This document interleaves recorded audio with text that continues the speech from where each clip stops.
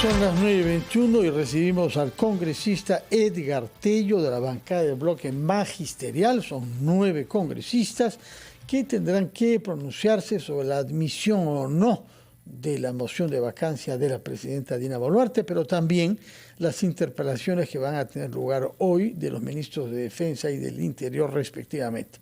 Díganos, señor Tello, ¿tienen una posición tomada en común respecto de estas dos iniciativas, por una parte la vacancia presidencial y por otra las interpelaciones?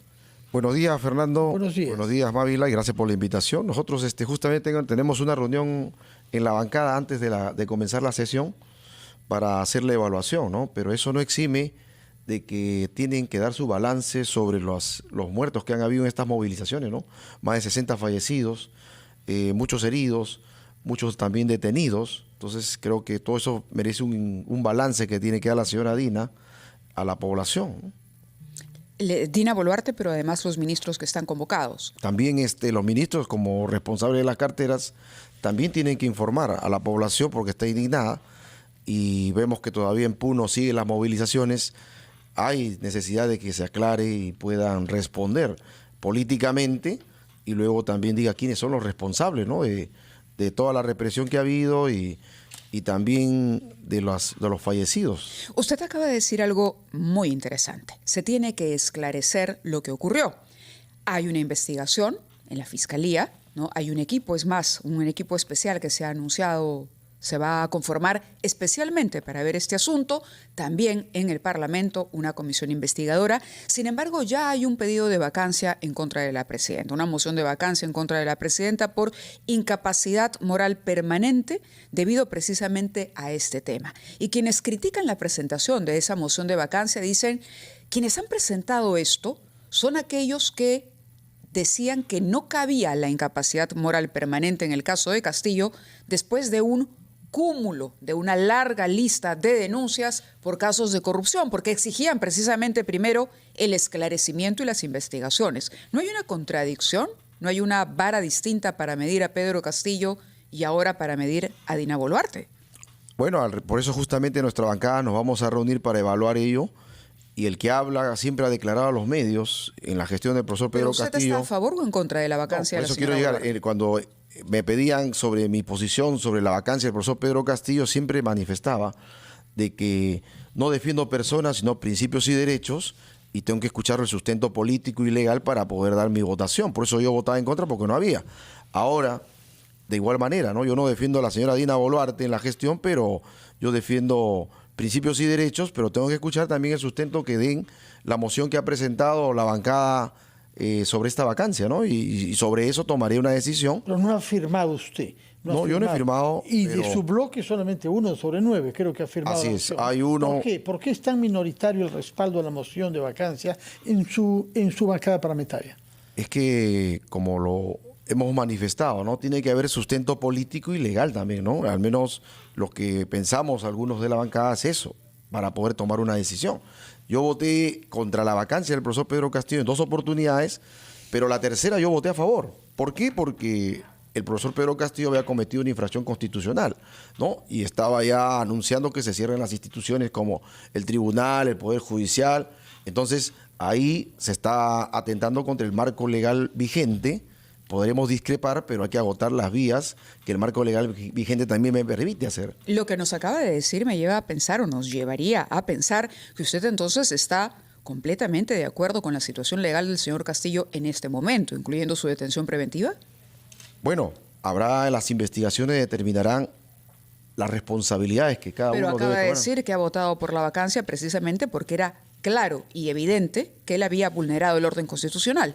No, eso sí yo lo reafirmo, porque no solamente soy maestro, soy político, sino también soy abogado, ¿no? Y creo que estamos en un marco legal vigente, donde hay instituciones democráticas bajo este marco legal, y el profesor lo que hizo fue con el mensaje generar o mejor dicho, cometer una infracción constitucional. Un intento de golpe de Estado. Claro, que se frustró, pero indudablemente las investigaciones determinarán el grado de responsabilidad del profesor y de aquellos que estuvieron también dentro del entorno, ¿no?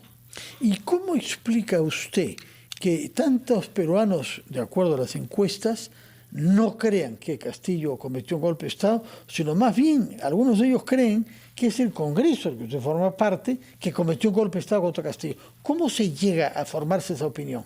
Bueno, también hay que tener claro que desde que ganó el profesor Pedro Castillo hubieron fuerzas que estuvieron en contra, ¿no? Generando un poco digamos, el desconocimiento, porque ni bien ganó, ya estaban generando que había fraude, que se instituyó más bien una comisión de investigadora para determinar el fraude, que al final determinó que no existía fraude.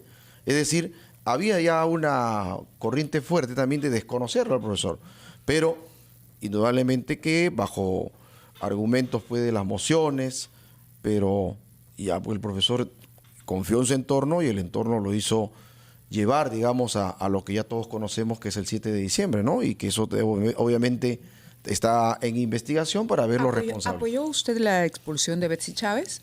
Yo voté a favor porque obviamente es parte, de acuerdo a los videos, a las pruebas, ¿no? Y que tiene que hacerse una investigación sobre eso, ¿no? ¿Cómo evalúa el rol que jugó Aníbal Torres como primer ministro y al final como asesor? En mis declaraciones que he dado también al respecto sobre el señor Aníbal Torres, era que había generado ya un escenario de polarización, de enfrentamiento. Y eso no le hacía bien al gobierno del profesor Pedro Castillo. Lo que se necesitaba era un gobierno y un gabinete de consenso, articulador. Y bueno, el profesor lamentablemente decidió pues designar a la señora Betsy Chávez y de asesora al señor Aníbal Torres, ¿no? Que no hizo bien en buscar el enfrentamiento y sobre todo en no agotar las vías legales para buscar pues lo que ellos se planteaban, que era el cierre del Congreso, ¿no? Hemos hablado hasta el momento sobre el quebranto de la Constitución, pero además de eso, él tiene una prisión preventiva por casos de corrupción. ¿Cómo juzga usted lo que sabemos hasta ahora? No hemos llegado al fondo de las investigaciones, pero hemos tomado conocimiento en los últimos días del papel que ha jugado en el gobierno una persona como el señor Hernández, alias el Español. ¿Qué evaluación hace usted y sus colegas maestros de lo que estamos poco a poco descubriendo de la corrupción y las personas en la sombra en torno a Pedro Castillo? Bueno, el tiempo está permitiendo conocer muchos casos, muchos escenarios de lo que incluso el que habla y la bancada no teníamos conocimiento, ¿no? El caso del Español recién nos hemos enterado por medios de comunicación y creo que eso está sirviendo que en el tiempo van saliendo nuevas luces de qué ha sucedido, qué cosas ha habido y es bueno para que se aclaren también este tema de investigación y el profesor Pedro Castillo en algún momento también tendrá que dar su versión de todo lo que está sucediendo, ¿no? Y veremos. Por hoy usted podría afirmar que Pedro Castillo nunca estuvo capacitado, primero para ser candidato y luego presidente de la República. Eso será parte del balance que hará la población. ¿Cuál es el balance que usted hace hasta el momento como parlamentario y después de haber visto lo que hemos visto? El balance que podemos hacer es que el profesor fue parte de un proyecto en el cual también yo participé para ir al Congreso. Por eso le hago la pregunta. Y el profesor tomó una decisión de alejarse de su bancada, alejarse de su gremio, y él decidió hacer su propia agenda, ¿no? Y armó su gabinete de ministros con partidos como JP, Morados, Frente Amplio, Nuevo Perú, Patria Roja y oportunistas, ¿no? En el asesores de igual manera. Traicionó, diría usted, el proyecto político que apoyó, en su caso, el bloque magisterial, que era parte en ese momento de la bancada. Fue la decisión del profesor de tomar, o mejor dicho, alejarse de los aliados, que eran su bancada, su gremio y los maestros, ¿no? Y decidió aliarse con quienes han generado siempre en el país, ¿no? La convivencia con todos los gobiernos de turno y no defender los intereses de los maestros ni los trabajadores. En corto, ¿no? porque nos piden ir a la pausa, en corto, ¿diría que hay una diferencia con Boluarte? Bueno, la señora Boluarte Rápidamente, por favor. Está ahí porque el profesor Pedro Castillo cometió la infracción constitucional, ¿no? Que generó que la señora Claro, pueda pero me refiero a la postura, a la manera de conducir el gobierno. Bueno, lo que ahora está viéndose es que la señora Boluarte debe reestructurar el gabinete para poder garantizar la gobernabilidad ante tantos problemas que estamos viendo, ¿no? Caso de educación, caso de interior, caso otros ministerios, ¿no? Que Muy son bien. como 5, ¿no? Yo quería preguntarle brevísimamente, además de haber contribuido a crear un sindicato de maestros FENATE, ¿Pedro Castillo ha dejado algo positivo? Creo que no se puede confundir el gremio de maestros, porque el Perú es suscriptor del convenio internacional con la OIT, hay pluralidad sindical, y los maestros que constituyeron la FENATE Perú fue producto de la huelga del 2017, Bueno, ¿no? pero él instruyó al ministro de Trabajo para que los reconozca rápidamente. Yo creo O sea, que él, no ha habido sí. esa, digamos, relación, porque creo que los maestros no solamente lo inscribieron Ya. ahora cuando Bueno, estuvo, no es que estuvo quiera el señor desconocer ministro. el esfuerzo que ustedes han hecho, pero la pregunta es, ¿hay algún legado que ha dejado Pedro Castillo al país? Bueno, eso ya la población podrá determinar, pero a nivel de gremio magisterial, ¿no? La bandera que tiene el magisterio no es en función a personas, sino es en función al pliego y plataforma de lucha. Usted, en lo particular, Edgar Tello, ¿le reconoce algo? Nosotros hemos caminado juntos en la huelga de 2017 y otras movilizaciones, pero eso no me hace responsable de los actos que pueda haber cometido nadie le el pide, profesor, ¿no? por supuesto, hay una gama de grises muy amplia entre el blanco y el negro. Le preguntamos precisamente si usted rescataría algún tipo de claridad o algo positivo, o todo es negativo. En la huelga lideró la huelga, ¿no? Representó al magisterio. como presidente. Pero en el gobierno, tuvo buenas intenciones, pero no logró concretarlo por Muy bien. el gabinete que tuvo que... No lo ponemos en más aprietos, congresista.